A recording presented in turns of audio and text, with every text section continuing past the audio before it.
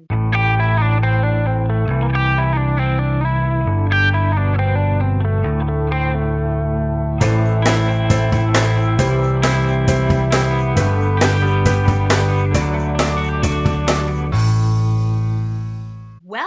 to Zestful Aging, where I interview inspiring, fascinating women who are navigating aging with class and sass. I'm your host, Nicole Christina. Today on Zestful Aging, we have Ashton Applewhite, who is an international expert on ageism and an adventuresome woman who went to Laos to write about the internet, which was coming in through a bicycle powered computer. And she's also presented at the United Nations and Library of Congress. Her TED Talk in 2017, Let's End Ageism, was a main stage event in Vancouver, and she got a standing ovation and was also wearing a really that dress was fabulous, Ashton. I was looking at that saying this woman knows how to bring it on. She's on the Forbes list of 40 women to watch over 40, a powerhouse advocate for addressing discrimination. And I am really honored, Ashton, that you're taking a few minutes to talk to us today. Thank you so much for coming on. My pleasure.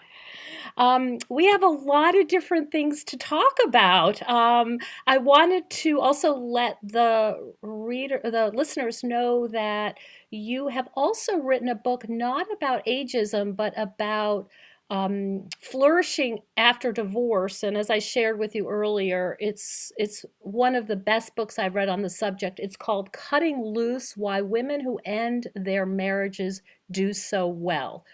So the theme here is, it seems to be thinking critically about societal messages. Would you say that that's accurate? Bingo. Okay. Bingo.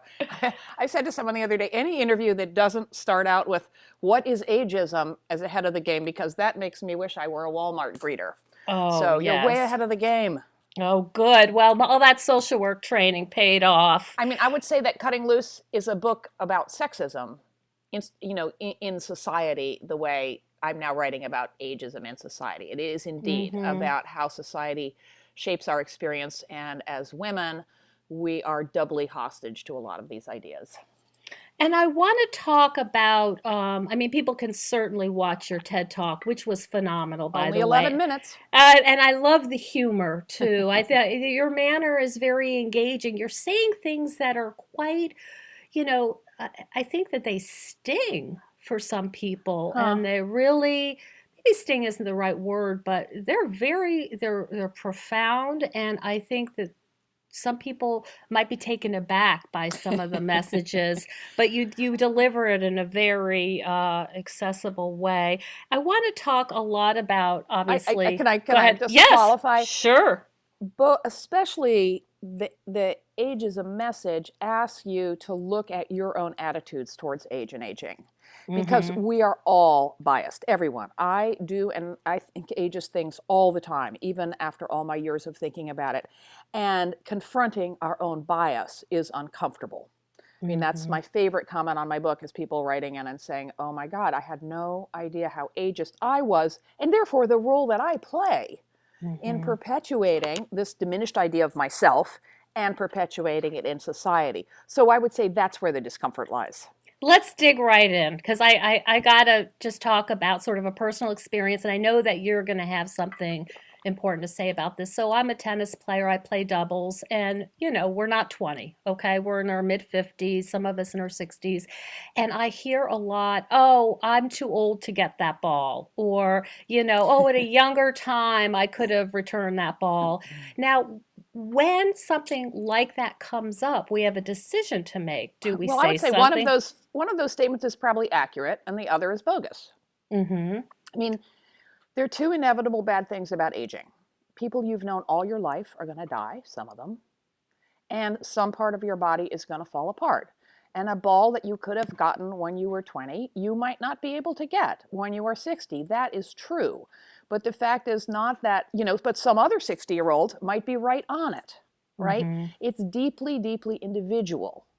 And we have this reflexive habit because we're all brainwashed from birth to hear everything about aging is bad, to Mm-hmm. blame things on age, which may or may not be age related. Does your back hurt because you're 60, or because you cook dinner for 15 people, or spend an hour hauling weeds out of your garden? Mm-hmm. I mean, it is the best line in my TED Talk. I say, I had to stop colluding in this way myself. Like, I stopped blaming my sore knee on being 65 because my other knee doesn't hurt and it's just as old. Mm-hmm. What do you do in the world the minute you walk out your door and you hear these things inevitably wherever you travel? Do you feel like you need to confront it, or are there times you just say, "I'm off the clock. I'm just going to sit and drink my coffee"? You know, that's a tough one. I mean, I'm an activist, it's what I do, so I try to point it out in a tactful way. You don't want to jump down someone's throat, especially when, for the most part, these are new ideas for people. Mm-hmm. But a really, I like your example, because one thing to listen for in ourselves, because if we don't change ourselves, nothing changes. Mm-hmm. So the first issue is to look at your own attitudes. And one really good way is to look at the way you use the words old and young. We Mm-hmm. tend to use old for substitute bad thing. She's not too old to get that ball. She's too slow. She's too lazy. She's too experienced. It could be any of a whole set of things, right? So Mm-hmm. try to use the word. Like when we say, when people say, I don't feel old, what they mean is, I don't feel sick, or I don't feel ugly, or I don't feel incompetent. Use those Mm-hmm. words, and keep in mind that we can feel useless and incompetent and ugly at any age. I mean, I think back to when I was 13, right? Mm-hmm. And I felt all those things far worse than I felt them now. And I think most of us, when we look inside, honestly, especially women, it's a paradox that benefits us, find aging to be an enormous source of self-knowledge and Mm-hmm. confidence in That's right. companion with all the scary bad stuff. That's right. That's right. And I talk about that in Zestful Aging is navigating the predictable losses, the pain, all of that with, hey, I don't have to make school lunches. I don't have to do this. I've got a whole day. What am I going to do? Right. Or, just I know who I am better. I can answer that question better. I can draw on more experience. That's, I am not a Pollyanna about aging. It is not that the challenges are not real. It's that we never Mm-hmm. hear about the other side too. It is a Mm-hmm. process of loss, and it is also a process of accretion. We contain, the epigraph to the book is a quote by Anne Lamott, the Mm-hmm. novelist and nonfiction writer, who says, Mm-hmm. we contain all the ages we have ever been. Yes, I saw Those, that. right, that's not lost to us. It Mm-hmm. enriches us. And that's why, I wrote a really cranky blog post not that long ago titled, If Aging is So Awful, How Come No One Wants to Be Any Younger? Mm-hmm. Right? Think about it. No one actually wants to be younger. You don't get to like run the knees back in time, but hold on to the brain, right? You got to return the whole package. That's right. And no sensible person wants to do that, because we know, whether or not we've thought about it critically for 2 seconds, that we are a function of all of that, and that's who we are, and that's what Mm-hmm. makes us us in all our power and our weirdness and our richness. That's right. That's right. Oh my goodness. Yes. Um, I'm just gonna ask you this question because this is a funny one, and it's a little bit of a weird one. The pro aging kind of products movement. What thoughts about that? You mean pro? I Yeah. mean, what do you mean by pro aging products? So sort of the boom and the cosmetics that are sort of touted as this is Oh, not meant to hide your age, it's meant to enhance it. enhance. Yeah. I mean, I like that. I Hmm. think, the very, even when you said the word pro aging, see, I shouldn't admit this, but I'm like, oh, she must mean anti aging, and it was a slip of the tongue, Okay. because the anti aging is so prevalent. Yes, of course. So Yep. if you think, I mean, again, language matters. We we think of aging as decline, and we we combine it with this idea of dying and mortality, to which it's related, of course. But we are aging from the minute we're born. Aging Yes. is living. Dying is only what happens at the Mm-hmm. end of all that living. So if we were to perform a slip of the tongue, which I would like to say we live in a world where it isn't necessary, and think of it as pro-living cosmetics, that's just gorgeous. And Mm-hmm. so if we can get our head around this, so are wrinkles. Am I saying that with 100% conviction? No, because I'm not a hypocrite. But why? But the idea that wrinkles are ugly is culturally conditioned. We make it up. There are cultures where being super curvy is seen as Yep. gorgeous. The Yep. wrinkles are this fantastic map of your experience that brighten up your whole face. There's a quote in the book by a blogger, a Huffington Post blogger, in praise of older women's bodies, where he talks about how there's always something around the corner. There's something new to get to. Compared to right? Where young woman's body, where sort of what you see is what you get, and sort of the mystery and investigation of an older woman's body. And I thought, now why does that seem so damn radical? Right? We Mm. need to be more imaginative, in particular to enlarge our notion of beauty away from this crazy idea that if you're Mm-hmm. not 17 and have, are bump and cellulite and wrinkle free, you're Mm-hmm. undesirable. So I like very much that Boom and other places are starting to embrace that. And I love the fact that Allure magazine banned the term anti-aging from its Ah. pages. Yeah, in August. They said, no, we're not saying that anymore. Then they went on, like the next sentence was, but P.S., buy all this stuff. Yeah, of course. Don't Yes. stop buying retinol or whatever, like right Right. now. But That's still, yeah. it's a start. It's a Language start. matters. That's something. So, as we alluded to earlier, you are one to be a very you look at society's messages and you really look at them carefully and critically. You do not seemingly anyway take things in and just wholesale and say, "Yep, that sounds right." Have you always been this kind of woman? Um, I think I've always been. It's funny that what's coming to my mind is my childhood bedroom, and worrying that there was, of course, a monster under the bed that was going to grab my ankles and jumping onto my bed from as far away as possible. But I grew up, and I think I have always been a look under the bed kind of person. Um, I think that's just my character. My mother also was an activist, and I think so. I learned from example. It Mm-hmm. makes me angry in an abstract sense. Sometimes I say it riles me. The argument that we're just stuck with discrimination, that we're stuck with unfairness, that this is Mm-hmm. just the way it is. It is absolutely true that changing society is a huge ask, but we also know that it happens all the time. I mean, for an Mm-hmm. incredibly vivid example, look at how our attitudes towards gender and homosexuality, which is like giant, Mm-hmm. cooties, ooh, sex, ooh, gay sex, whatever, all sorts of flags go up, which more than around age, which is something every person does, right? Think how much our attitudes have been revised across the culture in just a few decades. So we have the Mm-hmm. power, and it does anger me when not that's not the right word, but it disturbs me, and I feel compelled to do something about it because doing something about it, I don't know, you're the shrink, makes me feel good. Mm-hmm. Mm-hmm. Or makes me feel like my work is serving some purpose that's larger than myself, and that makes me feel good. Yeah, so as a shrink, let me ask you this. Uh-oh, me and my big mouth. What I'm curious about, and I wonder this about, advocates all through history, Mm-hmm. and people who see so clearly what's wrong and what's profit driven and what's unfair. Do you ever get tired? um no, I mean, I do. I am 65. I feel just as energetic as ever.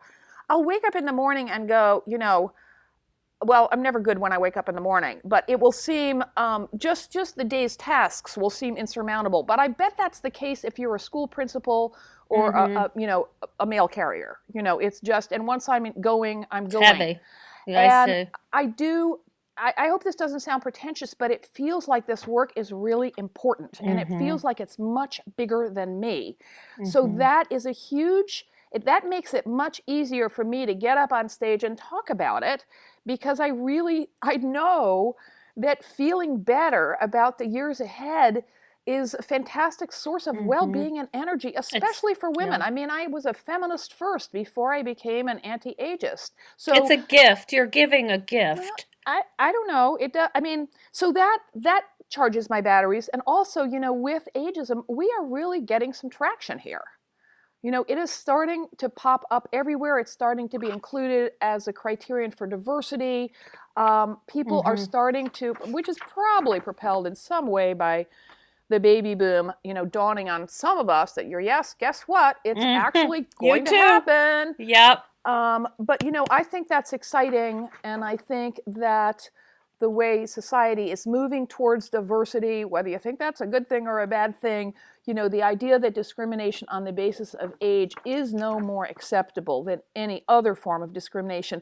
I think the culture Mm-hmm. is a lot more ready for that than it was 70 years ago with the dawn of the feminist movement. I think Mm-hmm. saying then a woman could run for president, run a Fortune 500 company seemed like a huge ask. But Mm-hmm. I think that it's, to say age is a criterion for diversity as an equivalent ask, or at 65 we don't suddenly cease to have, brains and capacity and the ability to contribute, doesn't seem like such a big ask. So I'm very, very excited by that momentum. You're encouraged. I can hear that. Yeah. Do you have sort of a tribe that you run with and sort of anti-aging? Well, not I'm sorry, not No, anti-aging, no, I but know what you mean. anti-ageist I folks. know that's what you meant. Yeah, It's a thank you. very, very easy slip of the tongue. Thank you. That you feed off each other and motivate each other and stimulate each other in your thinking about this and activism. Um, I've never been much of a joiner. Mm-hmm. That said, I'm on the internet, and I am have all sorts of groups that I'm in contact with, whose work I support, who support my work. I have a very active This Chair Rocks Facebook page, Mm-hmm. where I put ideas up, and I use Twitter a lot too, and as well as people I meet in the real world.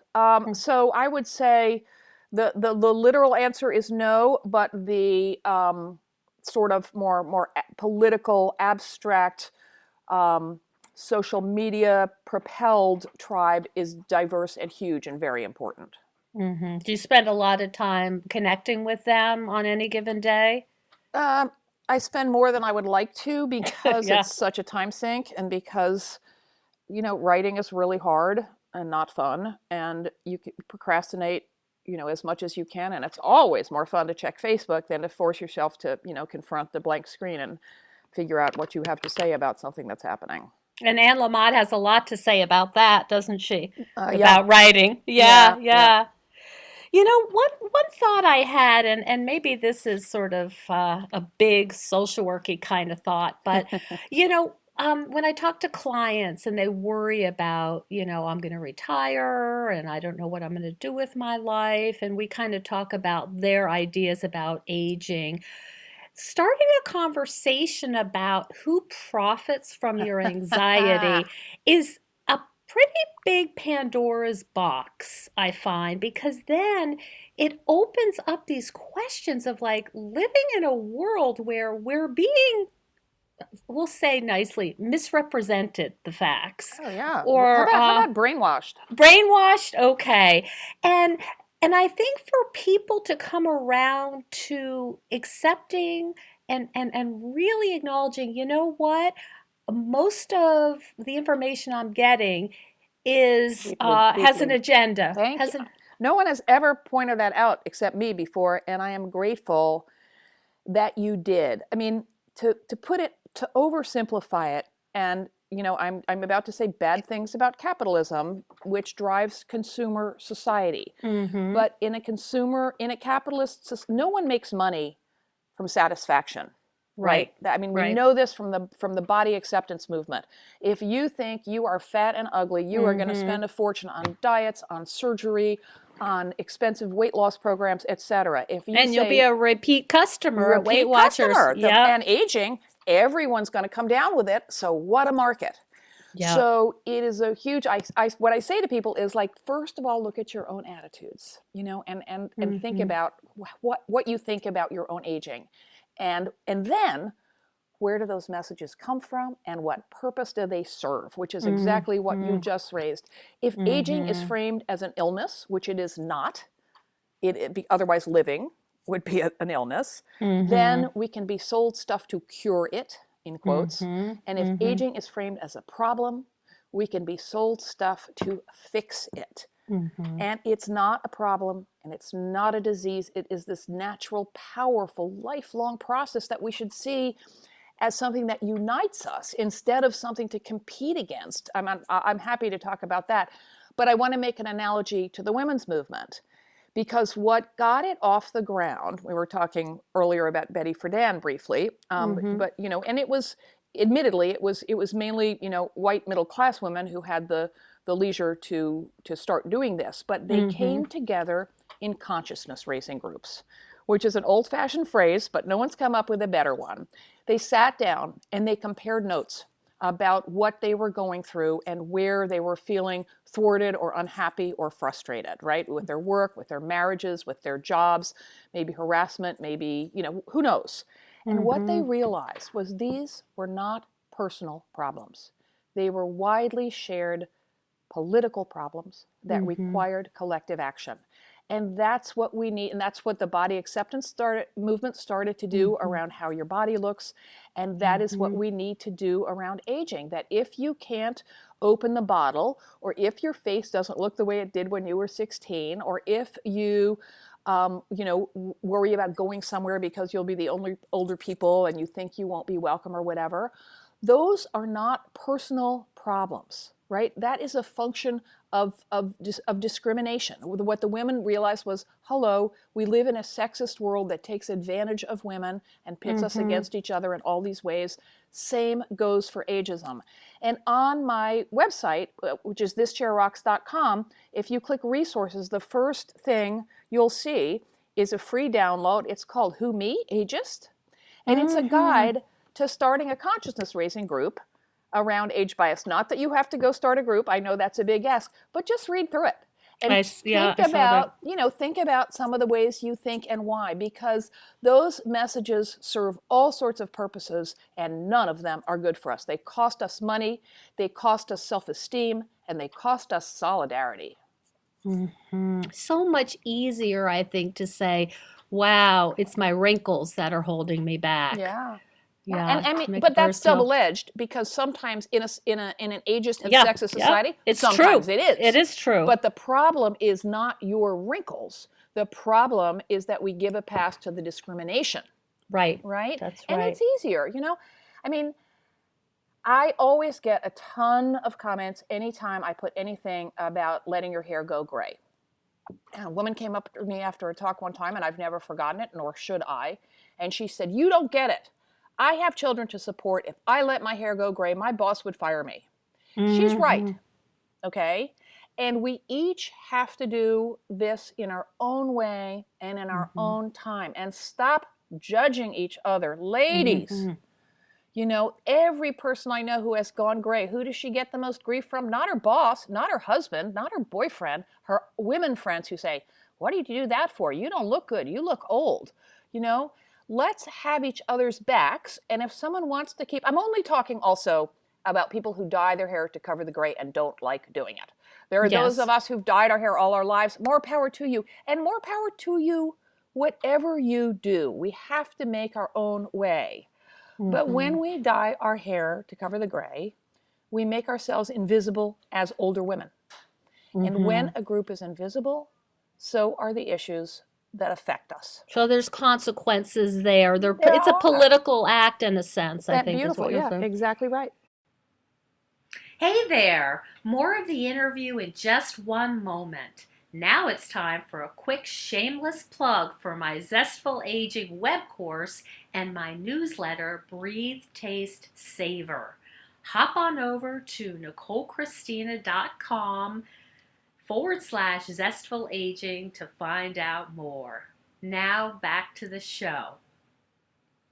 What do you think about cosmetic surgery? I think it's exactly the same, exactly Yeah. analogous with, hello, giant cost bias here. I mean, most people can Mm-hmm. afford hair dye off the shelf at least, I know, Right. but I know people who spend, hundreds of dollars, hundreds and hundreds and hundreds of dollars a year at salons. Mm-hmm. Most of us can't afford plastic surgery. It's the same thing because it does, it may, I mean, I've heard women say, look, this is what I need to make me feel better to be a confident actor in the world. Okay, that's your Mm-hmm. truth. More power Mm-hmm. to you.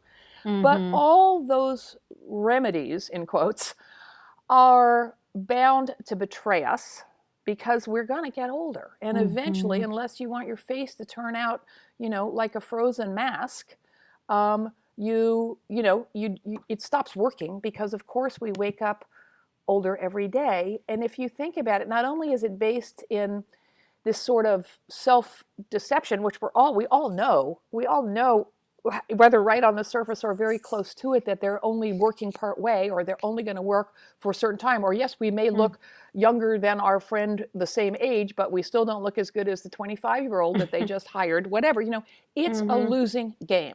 It You costs sound us like money. it sounds like you're almost bringing some. There's this almost like this compassion, like you can do that, but boy, it's I'm sorry to I'll be sorry to observe as you're sort of coming up against the fact Well, that I it's a just gave temp. a talk on Friday at the Mount Sinai School of Social Work.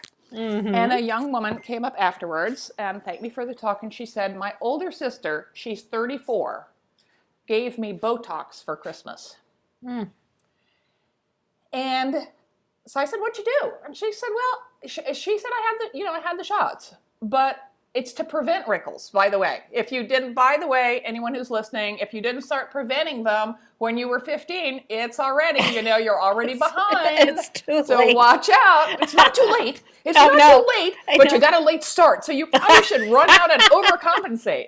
Oh Um, you boy. know, that's, the message, of course, should be that to learn to accept how we are. And if studies show, men, men like heavier women. Men like older women. They may not Mm-hmm. act on that because of social pressure to be out with a 22-year-old blonde woman the shape of a matchstick. But Mm-hmm. again, the issue is society. And if you look at if being sexually active is important to you, and it's okay to let that go too, right? No judgment. You don't have to keep doing all the things you did when you were young in the same way you did. And P.S. Sex is more fun when you get older and you get better at it, right? If you look at your friends who are sexually active, they are not the youngest, and they are not the thinnest, and they are not the prettiest. They are the Mm-hmm. ones who are confident that they are worth going to bed with. And that Mm-hmm. confidence is based in self-acceptance. Sounds like something Helen Mirren would say. She's very much. Yeah, I don't think she's had any work done. I don't think so, and And no yeah, judgment if she had. I mean, especially if yeah, we think we feel pressure, right. think what it's like in I Hollywood. can't imagine. What are your thoughts about, we sort of touched on our culture as being, there's a lot, it's profit driven, Yeah. and whose agenda is it to make you feel bad?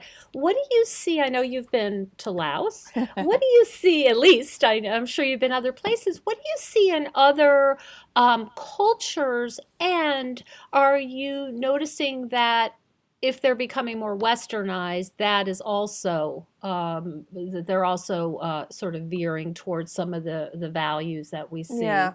Um, it's not, I have traveled a fair amount, but I don't go, in order to really understand attitudes towards aging, you would have to go live somewhere for a long time and observe it. And I have not done that. What I have read, and people are always saying, isn't it better somewhere else? I mean, I do think it's worst in the US because we are obsessed with popular culture, which is obsessed with youth, and because it Mm-hmm. is so consumer driven, right? There is just these messages all the time: go buy stuff, go buy stuff, go buy Mm-hmm. stuff. You Mm-hmm. can achieve happiness by buying more crap, by having a bigger house, by That's having right. more expensive face cream. So those, we're back to aging being framed as a problem, so you can buy stuff to fix it, or anything else being a problem, right? You know, your marriage is a problem, your whatever, buy a bigger car, but go buy something and it will make the problem go away. I think that message is loudest here, and it's not our friend in any domain, aging Mm-hmm. also. In societies that have traditions of ancestor worship, like Confucianism, or where societies are more age integrated, there's less ageism. You know, if you live in a village where people aren't, you know, where the you know, the very old and the very young are part of the fabric of daily life, there's no discourse about people becoming useless because everyone has a place and a role, and that's They're visible, doing, right? yeah, they're doing that more in the Netherlands Right. and yeah. So segregation, shocker, you know, is a real problem. And integration, that's another thing I have to say. One reason I'm super optimistic is that there's so much intergenerational programming and housing and stuff coming up right now. You get the generations mixing again, as they did in rural society and before giant cities. You know, urbanization is not Mm-hmm. our friend because it fosters segregation. The young people go into the city to work, and the kids, the, you know, little children and the older people are left behind physically. And you know, that likewise fosters stereotypes and segregation, and Mm. stereotypes is the basis of all prejudice. So where there's rapid influx of capitalism, where there's rapid industrialization, you do see, you know, where in Kenya, I just read a study, you know, about where land is no longer passed along in traditional tribal ways, where there were councils of elders who had a respected role in society to the ends of their lives, and is being supplanted by modern Western forms of land ownership. Then there is no role anymore for the elders, and you know, so they suffer. So, but that's not to say that older, the way it was, is always better. In societies which are called gerontocracies, where the older people have all the power, which was the case in early America, right? Mm-hmm. You know, old white guys held all the power. Those are crappy places to be young. You know, you had to wait for Mm-hmm. your older brother. Your older brother inherited everything, or you had to wait for him to die, or you had to go be a priest. You know, and forget it. If you were a sister, you had no rights. Right. I mean, don't quote me on that, but you know what I mean. So what we want is, you know, I don't. When people say age is just a number, it is a real number. That's important. That we need to. It's old is not the same as young. It's different. Mm-hmm. It's There's good Mm-hmm. and bad things about every age, Mm-hmm. and we need to work towards a society that finds you know, places for people of all ages to work together and respects the very different things they bring to the table, without it being organized into a system of social inequality. In the workplace, it's tough. Seniority is real, but you also need to make a way for ambitious younger people to move up in the ranks. But there are ways. We know how to do that. The idea that old people take jobs away from younger people is a myth. Older people and younger people don't typically compete for the Mm-hmm. same jobs. If the only Right. job in town is a barista position at Starbucks, you're going to have everyone in town competing for it. But that's not a too many old people problem. That's a labor market problem, right? So anytime Mm-hmm. it's framed as old versus young, prick up your ears, because that is a way to divide us Mm-hmm. and keep us from organizing against the underlying social problem. Just like moms who work outside the home arguing with moms who are stay at home Stay moms with about moms. who's the Yeah. better mother, wrong struggle. We need to come Mm-hmm. together, all of us, solidarity, to close the wage gap and get affordable childcare available so that we can Mm-hmm. actually choose whether to stay home or not. Imagine that. Yeah. And as long Yeah. as we're bickering among ourselves, we'll never come together. And as long as we're doing that, that benefits the powers that be, the rich people who run the factories and sell you the face cream, because they're just cashing it in, watching all of us waste our energy arguing about, you know, little details about who looks younger. Mm-hmm. Mm-hmm. Yeah. Oh, yeah. Can I just shift from the political to the existential for a moment and wonder if you have any thoughts about this? My clients who talk to me about um, getting older and some of their fears will often talk about they don't know what happens after they die. Hmm. And it's a, it's something that I'm thinking of one or two people. They spend a lot of time kind of wondering about it. And I wonder what what impact that may have on, how they think about aging. Hmm. Um, and I know that's not necessarily your area. I mean, it's not my area, and I have to say I am more sort of intellectually oriented than or politically oriented than spiritually oriented. Mm-hmm. Um, I think it's fantastic to talk about it. I mean, I don't know if you're familiar with Atul Gawande's book, Being Mortal. No. Oh, yes, Yeah, it yes, was I a am. big He's a bestseller. physician. Yeah, Yeah, he's yeah. and a wonderful Mm-hmm. writer. I got to meet him at TED. That was really a thrill. Oh, wow. He Yes. came Oh, up to he. me after my talk and said, "Good job." I was with Oh. my partner. I was like, "Bob, that's Atul Oh. Gawande. He just And said he I did did. a good job." He did a Um, PBS special on yeah, that. he's a lovely guy, and I love his writing. And his point Mm-hmm. is that we need to acknowledge that we are mortal and think better about how we would like to die. And I said to him, he was so sweet. He had no idea who I was, but I talked to him before my talk when he really didn't know who I was. And I said, I think of my work as paving the way for yours. And I will blow Uh-huh. my own horn and say this PBS site called Next Avenue named him the influencer of the year in aging in 2016 and me in 2017. Because, Yay. thank you, because if we don't acknowledge that we're getting older, Yeah. it is a lot less likely that we're going to talk about what we want when we die. So Mhm. I think it's fantastic that your clients are just, I think we're back to looking under the bed to see if there are dragons. There are Uh-huh. dragons. You're probably going to get Um, sick in some way. Not everything's going mm-hmm. to fall apart, but something is. People Yep. you love are going to die, and so are you. Mm-hmm. But thinking about it, I think, makes it much less fearsome. And I Mm-hmm. will just go back to the political for a moment and say that the conflation of aging and dying, I think, is a function of an ageist world. Of course, older people are reminders of mortality, but I'm 65. I'm definitely older, but I'm not dying. I got a ton of energy and a lot to do. So I think when we have to also guard against the equation of the Mm-hmm. two. Mm-hmm. Mm-hmm. And I'm wondering if um, some of the advertising plays on Of that. course. Well, Yeah. you better, and if you don't buy it now, you might be dead. So run out. Quick, turn off the podcast and run to the mall.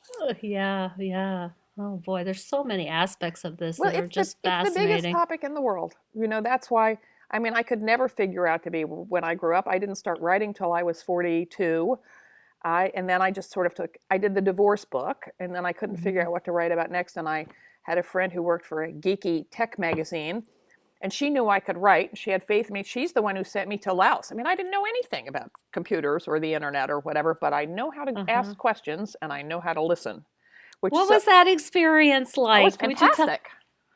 Yeah. Yeah, well, I'm curious, and I Mm-hmm. think curiosity is a wonderful attribute in old age. And I wonder, Mm-hmm. actually, here's a question for you. Do you think you can become curious? Or do you think it's Oh, something you're born, yes, wow. it's just like, blue eyes? I'm going to just take a shot from the hip here. I think you can remove obstacles Ah, to right. curiosity. Like, I can't learn anything. I'm too old. Or Yeah. that I shouldn't take that course because I'll be the oldest person in it. Or I Or I'm shouldn't take up playing the piano because I'll never play Chopin. or I'm distracted because I'm too worried about this one and that Yeah. one. Um, Yeah. yeah, I think it's a natural thing. Certainly, we're born with it, as you see any toddler, and I think it gets papered over as we Katie, get older. love your answer. Okay. Yeah. Yeah. And because you do this all day long, and if you look at the Harvard study of adult development Mm-hmm. and you look at really what helps health And what helps longevity? Boy, curiosity is right up there. Being engaged in your environment. And social networks. Oh my I mean, the goodness. biggest predictor of a good Yep, old age is not how rich you are that's and right. not how healthy you are. And this is a huge advantage that women have because we are better, partly, again, partly because society gives us that role. You know, it's almost always, I think this is changing generationally. My partner and I joke because his dad, who died last year at 94, he said, I don't think my dad has ever picked up the phone and asked someone to go have a drink or have lunch. Mm, My dad was very social. But mm-hmm. in general, it's the wife, in quotes, who, Mm-hmm. manages, sends out the Christmas cards and, you know, does the managing and curates the networks. And when men retire, they Mm-hmm. lose their Oh yeah. biggest source of social networks. Oh And yeah. if they were married and had a happy marriage, and if the wife dies first, they often Yep. lose their best friend. And we really need to guard against our social circles shrinking. So let me make an entreaty. Absolutely. The best thing you can do is to make friends of all ages and sustain them. And I Mm-hmm. want to make an appeal to women that you reach out to women older and younger than you and talk about what it's like to get older and talk about what it's like to look in the mirror. Because Mm-hmm. I think what happens in that, in my experience, is we older women remember how hard it is to be 20. It's really Mm. hard. Oh my And goodness. part of the burden of being 20 is that there's all these messages that you are in the peak of your life. And if you're not advancing your career, finding your mate, having fantastic sex every night, and looking Yeah. perfect, you must be failing, which is really bad because it's just going to get, any It's minute now, downhill from downhill here. from there. So, those are all ageist messages from our society. If Mm-hmm. we sit and look at each other in the room, then we can dispel that through the message of personal experience, back to consciousness raising, discover shared points. And the younger women look at us and go, you know what? They're still getting laid. They're still having fun. They're Yeah. still finding meaning. They're fine. And we have, I tell me if you think this is true, but what I hear so often is I love being older. Mm-hmm. And think Absolutely. how therapeutic it would be for younger women to hear that from us. If I would have known it was so Yes. fun. Yeah. And that's how we break down this poisonous dynamic Mm-hmm. of younger and older women competing to stay young. Because as Mm-hmm. long as that is the dominant mode, we not only reinforce the idea that what's the most important thing about you? How you look. But we Mm-hmm. reinforce ageism and sexism and patriarchy. We Mm-hmm. keep spending all this money doing futile things that pit us against each other Mm-hmm. instead of coming together as women to change society. Mm-hmm. And have a more meaningful life, There you go. and have fewer regrets at the end of this whole thing. Yep. I just wanted we talked about this privately, but I wanted to And I just need to go fairly yep, soon, so let me just put yes, up a little flag while we're on okay. in edit mode. Okay, go on. Okay. This book that I was telling you about earlier, The Lost Connections, Right. by Johann Hari, he talks exactly about what you're talking about, the tribe, being with Mm-hmm. the people, being with your group, the people who get you, understand you. It's magical. And really, So, really try. I mean, to make that your tribe. And I do have a very, very strong tribe in real life. It's my work life. I try to keep the two a little bit separate, but mhm. that's of course utterly unsuccessful. Um, but try to make that tribe made up of older and younger friends, which is, I mean, it's Mhm. shocking how few Americans, there's some horrifying statistic, have a close friend, someone who they would discuss personal matters with, who is more than 10 years older or younger than them. And 10 years is nothing, I Mhm. think. And, it's not easy, but once you start doing it, it becomes easy, of course, like anything else. And a way to do it is to think of something you like to do or an interest that you have and Yep. find a mixed age group of people to do it with. And then you'll meet their friends and it will become natural. When we do Mhm. that, we dismantle ageism. Then Mhm. we don't That's need a whole beautiful. movement. to get my thing going. Then you can come together to beautify your median strip or reform the prison system or start a charter school or go to Mars, whatever it is. If you have people of all ages on your team, you will not only dismantle ageism, which you probably isn't quite on the forefront of your shopping list the way it is on mine, but you will be more effective, right? Oh, that's a beautiful thing. And I just want to say that, your quote, and I think I saw this on your blog, but aging is living. I think it really cuts to the heart of the matter and is just such a beautiful quote. Yeah, I did not. Um, I think I heard that first from an age scholar named Margaret Gillette. It's one of those ideas that becomes obvious once you think of it. Just like another thing that people are often arrested by is that all prejudice requires an other, that other scary group, right? Whether yep, it's another sports team, another religion, another nationality. The weird yep, thing about ageism is that that other is you. It's your that's own right. future older self. That's right. And that's, a very arresting idea, but I didn't come up with it. But anyone who Excellent. thinks about this long and hard does. And the idea Mm-hmm. that aging is living and that it's not just this yucky, awful thing where everything is sucked To be away from us. avoided at all Right. costs. It's well, you Yeah. can't avoid it unless you're dead. And it's how we move through life. And what is more interesting than that to, a social worker or a generalist like me? Where's the best place to reach you, Ashton, and to learn more about your work? Because I know our listeners are going to be Well, I'm the very, only Ashton Applewhite in the world, so it's not very okay, hard. okay, My blog is thischairrocks.com, right. where you can see I've been thinking out loud about all this for, almost 11 years. So there's a ton of stuff to go through. And there's a link to your TED Talk on There's a there. link Am to I my TED right? Talk right up Good, front. good. If you're on Facebook, my This Chair Rocks Facebook page, I try and post every day. I post Okay. about ageism. I have also a Q&A blog called Yo, Is This Ageist? Mm-hmm. Modeled on this fantastic blog called Yo, Is This Racist? Started by this guy who knows, we're uncomfortable talking about race. So here's a place where you can ask. That's I great. started Yeah. Yo, This Is Ageist with, I think people are less afraid of or nervous. They're less nervous about talking about ageism as really ignorant because it's a new idea. And so this is a place where you can send in, like a bunch of people sent in. I don't know if you watched the Super Bowl, but there was this viciously ageist E-Trade ad about older people in the workplace. So if you see or hear something and you wonder if it's ageist or you think it's ageist and you want to, bring it, shine some light on it, write me Mm-hmm. there. Okay. And, there's contact information at the bottom of my webpage. And I will say, my book, I mean, it's, you need to say this, but it's fun to read.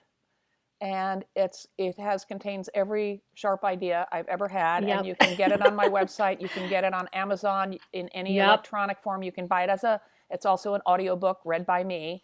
So read some of the Great. reviews if you don't believe me. I promise it will be full of fresh ideas, and I promise that it will make you feel better about the years ahead. And again, you bring your humor to it and your wit, and I think it's just it's delightful to Thank read. you. Yes. Thank you so much You're for so your welcome. time. It was lovely speaking with you. I am definitely gonna send our listeners your way. I'm sure that they will be educated and enlightened and relieved, I Terrific. think. Yeah. Thank you so You're very much. welcome. Okay. Bye-bye. Bye. Thank you so much for joining us on Zestful Aging. Please comment, rate me on iTunes, like, and share. I love to hear from my listeners. Send me an email at NicoleChristina.com and tell me what you'd like to hear more about. Want more zest?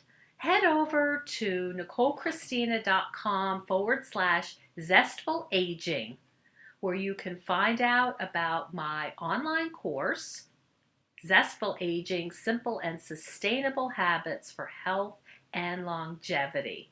See you next time.